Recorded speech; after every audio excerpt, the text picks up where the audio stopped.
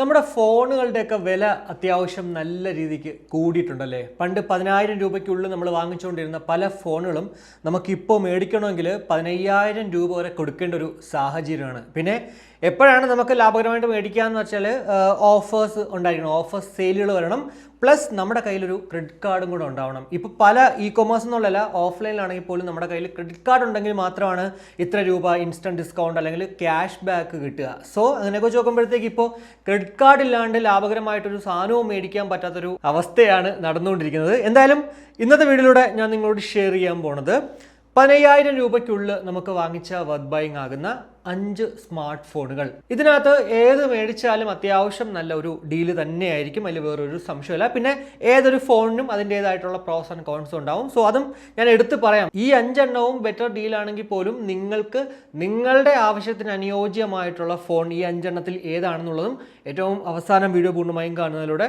Choose ചെയ്യാൻ സാധിക്കുന്നതാണ്. കൂടാതെ ഞാൻ ഈ പറയുന്ന ഫോണുകൾ അല്ലാണ്ട് നിങ്ങൾക്ക് 15,000 രൂപയ്ക്കുള്ളിൽ ബെറ്റർ ഡീലായിട്ട് തോന്നിയ മറ്റൊരു ഫോൺ ഉണ്ടെങ്കിൽ ഉറപ്പായിട്ടും അത് കമൻ്റായിട്ട് രേഖപ്പെടുത്തുക.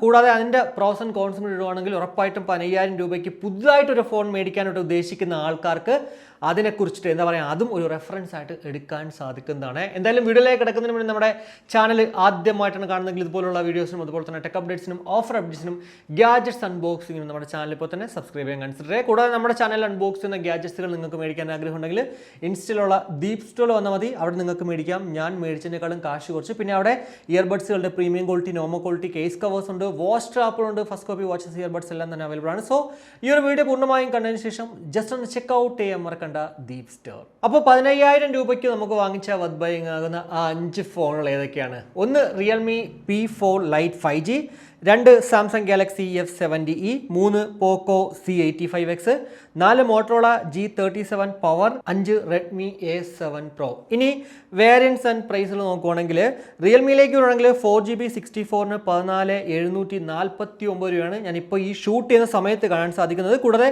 4GB 128-ന് 16,249, 6GB 128-ന് 18,749 ആണ്. ഈ ഒരു ബിഗ് ബജറ്റ് ധമാൽ ഇപ്പോൾ നടന്നുകൊണ്ടിരിക്കുക. ഇന്ന് തൊട്ട് മുന്നേ, അതായത് ഈ ഒരു ഓഫർ തുടങ്ങുന്നതിന് മുന്നേ ഇതിനെല്ലാം തന്നെ 14,999, 16,999, 18,999 എന്നുള്ളൊരു പ്രൈസ് റേഞ്ചിലായിരുന്നു കേട്ടോ. ഇനി സാംസങ്ങിലേക്ക് വരുവാണെങ്കിൽ 4GB 128-ന് 15,499, 6GB 128-ന് 17,499 രൂപയാണ്. ഇവിടെ പറയേണ്ട ഒരു കാര്യം, ഇത് ആക്ച്വലി നമ്മുടെ ഗോഡ് സെയിലിൽ 4GB 128-ന് 12,999, 6GB 128-ന് 14,999 രൂപ മാത്രമേ ഉള്ളായിരുന്നു. ഒരു അടിപൊളി ഡീലായിരുന്നു ആക്ച്വലി ആ ഒരു ഗോഡ് സെയിൽ നടന്ന സമയത്ത്. ഇത് നോർമൽ റേറ്റ് ആണ്, പ്ലസ് നമ്മളുടെ കയ്യിൽ ക്രെഡിറ്റ് കാർഡ് ഉണ്ടായിരുന്നെങ്കിൽ വീണ്ടും പൈസ കുറച്ചിട്ട് അത്യാവശ്യം നല്ല രീതിക്ക് ഇത് നമുക്ക് സാംസങ് ഗാലക്സി F70e മേടിക്കായിരുന്നു എന്നുള്ളതാണ്. പക്ഷേ ഇപ്പോൾ ഒരു 500 രൂപ കൂടി എക്സ്ട്രാ കൊടുക്കണം, അല്ലെങ്കിൽ 499 രൂപ കൂടി എക്സ്ട്രാ കൊടുക്കണം എന്നുള്ളൊരു സംഭവമുണ്ട് നമ്മൾ 15,000 രൂപ ബജറ്റിലൊരു സ്മാർട്ട് ഫോൺ മേടിക്കാൻ ഉദ്ദേശിക്കുന്നെങ്കിൽ. പക്ഷേ സ്പെക് വൈസ് ഉറപ്പായിട്ടും നല്ല ഡീലാണ്.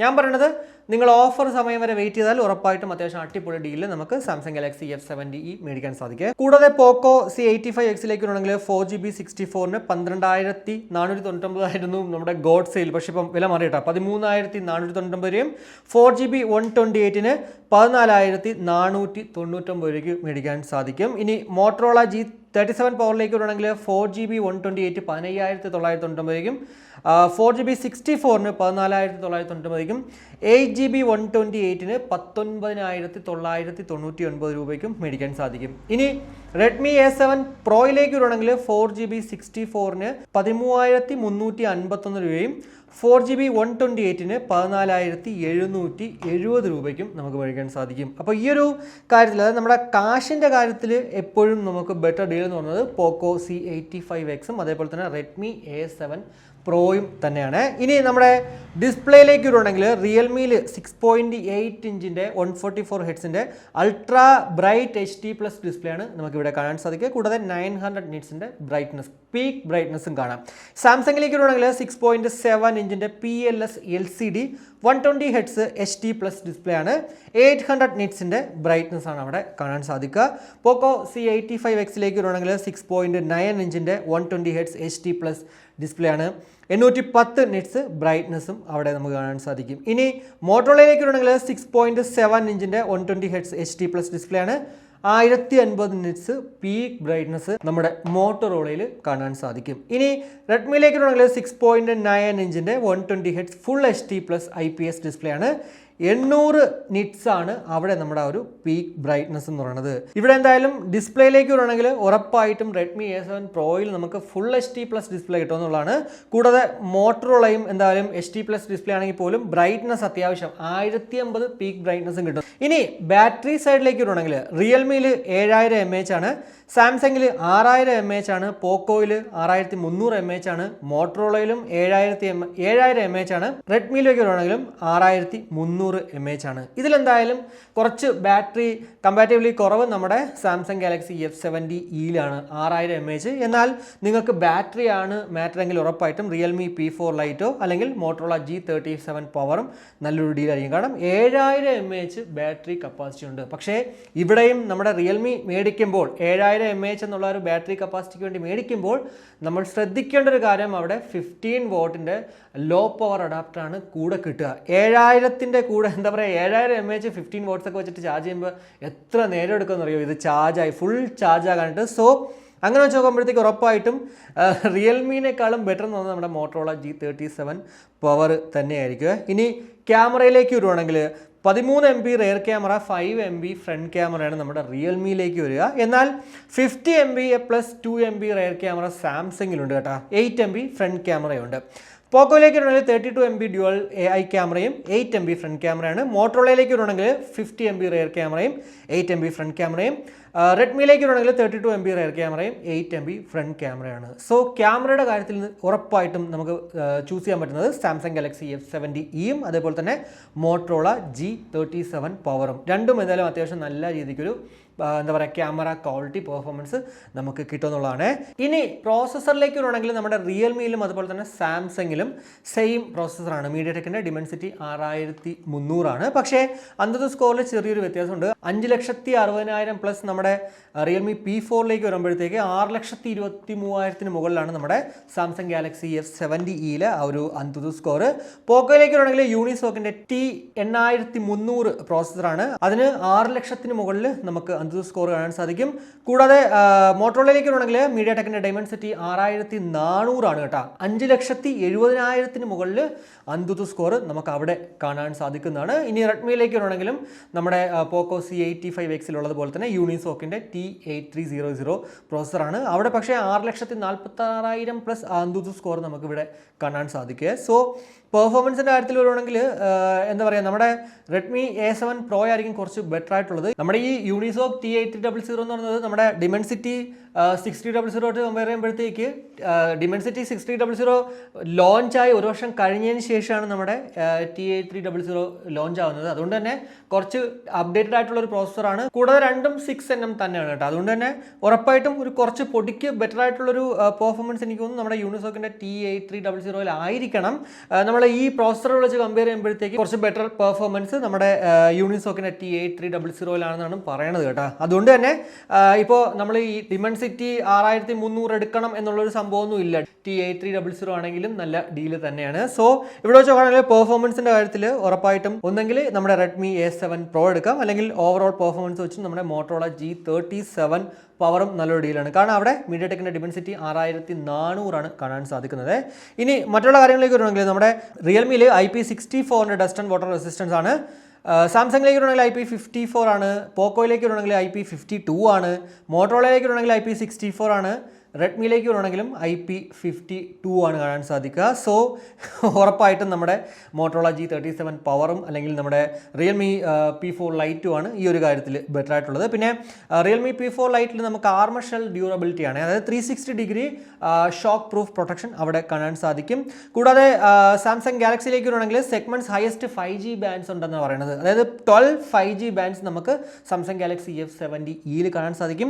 പോക്കോ C85Xലേക്ക് വരുവാണെങ്കിൽ അവിടെ 3.5mm ഹെഡ്ഫോൺ ജാക്ക് ഉണ്ട് കേട്ടോ. ഇപ്പോൾ നമ്മുടെ IM ഒക്കെ ഉപയോഗിക്കുന്ന ഒരാളാണെങ്കിൽ ഉറപ്പായിട്ടും നിങ്ങൾക്ക് പറ്റിയൊരു ഫോൺ എന്തായാലും ഈ ഒരു പോക്കോ C85X ആണ്. മറ്റുള്ളതിലൊക്കെ തന്നെ ടൈപ്പ് C ഹെഡ്ഫോൺ ജാക്കാണ്. ഈ IM ഒക്കെ ഉപയോഗിക്കുമ്പോഴത്തേക്ക് എപ്പോഴും ബെറ്റർ ക്വാളിറ്റി നമുക്ക് കിട്ടണമെങ്കിൽ 3.5mm ജാക്കിൽ തന്നെ കേൾക്കണം കേട്ടോ. കൂടാതെ മോട്ടറോള G37 പവറിലേക്ക് ആണെങ്കിൽ ഇവിടെ segments most durable gorilla glass 7i ആണ് ഉപയോഗിച്ചിരിക്കുന്നത്. കൂടാതെ മിലിറ്ററി സ്റ്റാൻഡേർഡ് 810H ഗ്രേഡ് ആണ് ഈ ഒരു ഫോണിൽ കാണാൻ സാധിക്കുക. സോ എങ്ങാനും നമ്മൾ അറിയാണ്ട് കയ്യിൽ നിന്നൊക്കെ തറയെ വീണാൽ പോലും ഈ മോട്ടറോള G37 പവർ എന്ന് പറഞ്ഞത് അങ്ങനെ പെട്ടെന്ന് പൊട്ടിപ്പോകാനൊന്നും ചാൻസ് വളരെ കുറവാണ്. എന്തായാലും ഈ 5 ഫോണുകളിലും ഡ്യൂറബിൾ ആയിട്ടുള്ള ഫോൺ ഉറപ്പായിട്ടും മോട്ടറോള G37 പവർ തന്നെയാണ്. കൂടാതെ മറ്റുള്ള കാര്യങ്ങളിലേക്ക് വരുവാണെങ്കിൽ കുറച്ച് എക്സ്ട്രാ കാര്യങ്ങൾ നോക്കുകയാണെങ്കിൽ നമ്മുടെ റിയൽമി P4 Lite 5Gയിൽ സ്മാർട്ട് ടച്ച് 2.0 ഉണ്ട്. അതായത് വെള്ളമൊക്കെ നനഞ്ഞാൽ പോലും നമുക്ക് സുഖമായിട്ട് ടച്ച് ചെയ്യാൻ സാധിക്കും. എന്തായാലും ഈ P4 Lite മേടിച്ച ആരെങ്കിലും ഉണ്ടെങ്കിൽ ഉറപ്പായിട്ടും നിങ്ങളുടെ അനുഭവം കമൻ്റായിട്ട് രേഖപ്പെടുത്താൻ മറക്കണ്ടേ. കൂടാതെ സാംസങ് ഗാലക്സി F70eയിലേക്ക് വരുവാണെങ്കിൽ ക്വിക്ക് ഷെയർ നമ്മുടെ ആ ഒരു സാംസങ് എക്കോ സിസ്റ്റം ഉണ്ട്. അതേപോലെ തന്നെ നോക്സ് വോൾട്ട് എന്ന് പറഞ്ഞൊരു എക്സ്ട്രാ സെക്യൂരിറ്റി സിസ്റ്റവും നമുക്ക് ഈ ഒരു സാംസങ് ഗാലക്സി F70 മേടിക്കുന്നതിലൂടെ കിട്ടും. കൂടാതെ പോക്കോയിലേക്ക് വരുവാണെങ്കിൽ 7.5 വാട്ട്സിന്റെ വയേർഡ് റിവേഴ്സ് ചാർജിങ് അവൈലബിൾ ആണ്. അതേപോലെ തന്നെ 8.15mm സ്ലിം ആൻഡ് സ്ലീക്ക് ഡിസൈനാണ് നമ്മുടെ C85Xൽ കാണാൻ സാധിക്കുക. മോട്ടോറോളയിലേക്ക് വരുവാണെങ്കിൽ ഞാൻ ഓൾറെഡി പറഞ്ഞല്ലോ നമ്മുടെ ആ ഒരു segments most durable gorilla glass 7iയും അതൊക്കെ തന്നെയാണ് കാര്യം കേട്ടോ.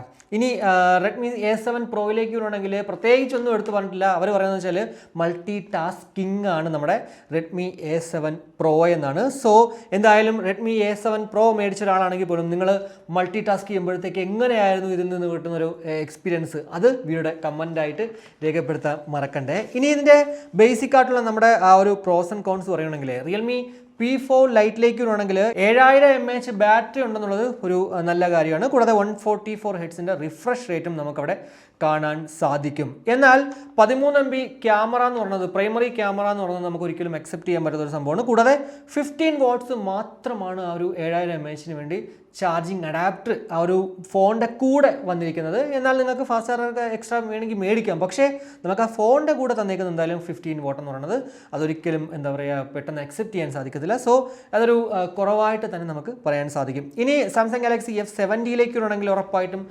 50 MBയുടെ നമ്മുടെ ആ ഒരു ക്യാമറ അത് എടുത്തു പറയേണ്ട ഒരു കാര്യം തന്നെയാണ്. കൂടാതെ സോഫ്റ്റ്വെയർ സപ്പോർട്ട് 6 വർഷം വരെ നമുക്ക് ഇതിനകത്ത് കിട്ടുന്നതാണ്. പിന്നെ ആ ഒരു നോക്സ് വോൾട്ടിൻ്റെ സെക്യൂരിറ്റി പ്രീമിയം ലെതർ സ്റ്റൈലാണ് നമുക്ക് ആ ഒരു ഫോണിൽ കാണാൻ സാധിക്കുക. എന്നാൽ ഇവിടേക്ക് വരുമ്പോഴത്തേക്ക് നമ്മൾ ഈ പറഞ്ഞ 5 ഫോണുകളിൽ നിന്നും 6000 ഏറ്റവും കുറഞ്ഞ ബാറ്ററി ഇവിടെയാണ് നമുക്ക് 6000 mAh എന്ന് പറയുന്നത് കുറവെന്ന് പറയുമ്പോൾ ഈ 5 ഫോണുകളിൽ കമ്പയർ ചെയ്യുമ്പോഴാണ്. അതർവൈസ് ഉറപ്പായിട്ടും 6000 mAh ചെറിയൊന്നുമല്ല. ഒരു ദിവസം അത്യാവശ്യം ഒരു കുഴപ്പമില്ലാണ്ട് നമുക്ക് ഉപയോഗിക്കാൻ പറ്റും.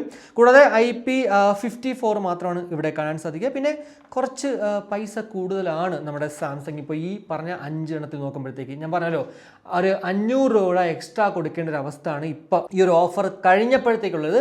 എന്നാൽ ഒരു 12,000 രൂപ അല്ലെങ്കിൽ നിങ്ങൾക്ക് ഇൻക്ലൂഡിങ് കാർഡ് ഓഫർ ഒരു 11,000 കിട്ടുന്നെങ്കിൽ നല്ലൊരു ഡീലാണ് കേട്ടോ. അത് ആ സമയത്ത് നമുക്ക് ഇതൊക്കെ ഒന്ന് വേണമെങ്കിൽ കോംപ്രമൈസ് ചെയ്യുന്നതിലും കുഴപ്പമൊന്നുമില്ല. ഇനി നമ്മുടെ C85ലേക്ക് വരുവാണെങ്കിൽ ഇതിൽ ഏറ്റവും വില കുറഞ്ഞ ഫോൺ നമുക്ക് ഇത് തന്നെയാണ് കേട്ടോ, ആ ഒരു പോക്കോ C85X. കൂടാതെ 6.9 ഇഞ്ച് 120 ഹെർട്സിൻ്റെ ഡിസ്പ്ലേ ഉണ്ട്.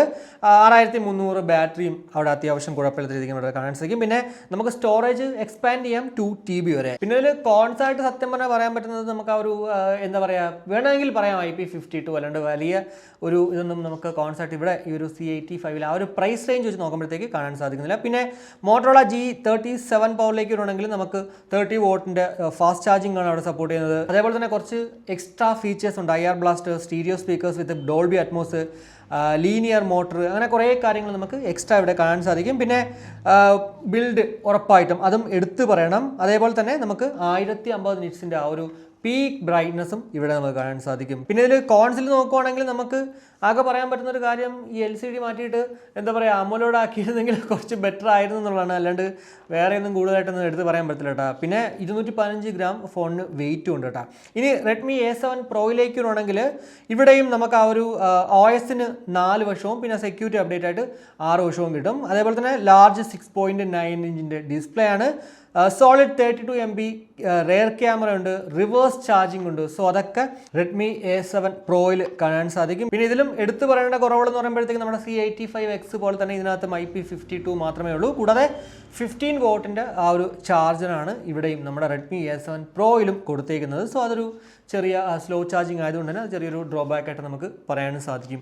ഇനി ഇതിനകത്ത് നമുക്ക് ഓവറോൾ ഏതായിരിക്കും ബെറ്റർ ഡീൽ എന്ന് വെച്ചാൽ ഞാൻ പറയുന്നത് മോട്ടറോള G37 പവർ നല്ലൊരു ഡീലാണ് ഓവറോൾ കാര്യങ്ങളൊക്കെ വെച്ച് നോക്കുമ്പോഴത്തേക്ക്. പക്ഷേ അവിടുത്തെ ഒരു ചെറിയ പ്രശ്നം ഈ വാറണ്ടി പല സ്ഥലങ്ങളിലും സർവീസ് സെൻ്ററുകളിൽ മോശമെന്നാണ് കേട്ടിട്ടുള്ളത്. സോ നമ്മുടെ സ്വന്തം റിസ്കിൽ എടുത്തു കഴിഞ്ഞാൽ ആ ഒരു ഫോൺ ഒരു കുഴപ്പമില്ലാതെ നമുക്ക് ഉപയോഗിക്കാൻ സാധിക്കും. അതിപ്പോൾ എല്ലാ കാര്യത്തിലും കേട്ടോ. കൂടാതെ മറ്റൊരു ഫോൺ നമ്മുടെ റിയൽമി P4 ലൈറ്റ് നല്ലൊരു ഡീലാണ്. സർവീസ് ആണെങ്കിലും എല്ലായിടത്തും ഉണ്ട്. നമുക്ക് എന്താ പറയുക ഒരു പ്രശ്നമില്ല. വാങ്ങിച്ചു കഴിഞ്ഞാൽ പിന്നെ അതിൻ്റെ പിറകിൽ എന്തെങ്കിലും വന്നു കഴിഞ്ഞാൽ എന്ത് ചെയ്യും എന്നുള്ളൊരു സംശയം അല്ലെങ്കിൽ പേടിയൊന്നും വെക്കേണ്ട ആവശ്യമില്ല. അതുപോലെ തന്നെയാണ് നമ്മുടെ സാംസങ്ങും എന്താ പറയുക സാംസങ് ഗാലക്സി S70e പ്രൈമറി ക്യാമറയ്ക്കാണെങ്കിലും പെർഫോമൻസിൻ്റെ കാര്യത്തിലാണെങ്കിലും ഉറപ്പായിട്ടും ബെറ്റർ ഡീൽ തന്നെയാണ്. ഇനി അതല്ല ഈ 5 ഫോണുകളിൽ ഏറ്റവും വില കുറഞ്ഞ ഫോണാണ് വേണ്ടെങ്കിൽ അതായത് 15,000 രൂപ ബജറ്റ് ആണെങ്കിലും എനിക്ക് ഏറ്റവും വില എത്ര കുറയോ അത് മേടിച്ചാൽ മതി എന്നുണ്ടെങ്കിൽ ഉറപ്പായിട്ടും നമ്മുടെ C85X ഇപ്പോൾ 13,499 കിട്ടും, 13,500 കിട്ടുന്നതാണ്. സോ അതായിരിക്കും ഏറ്റവും നല്ലതെന്നുള്ളത്. എന്തായാലും ഉറപ്പായിട്ടും ഓവറോൾ ഈ 5 ഫോണുകളും നല്ലത് തന്നെയാണ്, അതിൽ വേറൊരു സംശയമില്ല. പിന്നെ അവിടെ ഇവിടെ ചെറിയ പ്രോസ് ആൻഡ് കോൺസ് അതാണ് ഞാനിപ്പോൾ അങ്ങോട്ട് എടുത്ത് പറഞ്ഞത്. എന്തായാലും ഈ ഒരു വീഡിയോയിലൂടെ 15,000 രൂപയ്ക്കുള്ള നമുക്ക് വാങ്ങിച്ച വർത്ത് ബൈങ് ആകുന്ന ആ ഒരു 5 ഫോണുകൾ സ്മാർട്ട് ഫോണുകളെ കുറിച്ച് നിങ്ങൾക്ക് ഒരു ഏകദേശ ഐഡിയ കിട്ടിയെന്ന് വിശ്വസിക്കുന്നു. ഈ ഒരു വീഡിയോ ഇഷ്ടപ്പെട്ടുവെങ്കിൽ ഇഷ്ടം ലൈക്കായിട്ട് അറിയിക്കുക, അഭിപ്രായങ്ങൾ കമൻറ്റായിട്ട് അറിയിക്കുക. കൂടെ നമ്മുടെ ചാനൽ ഇതൊരു സബ്സ്ക്രൈബ് ചെയ്തില്ലെങ്കിൽ സബ്സ്ക്രൈബ് ചെയ്യാനൊന്ന് കൺസിഡർ ചെയ്യുക. അപ്പോൾ മറ്റൊരു വീഡിയോ കാണുമ്പോഴേക്കും ബൈ.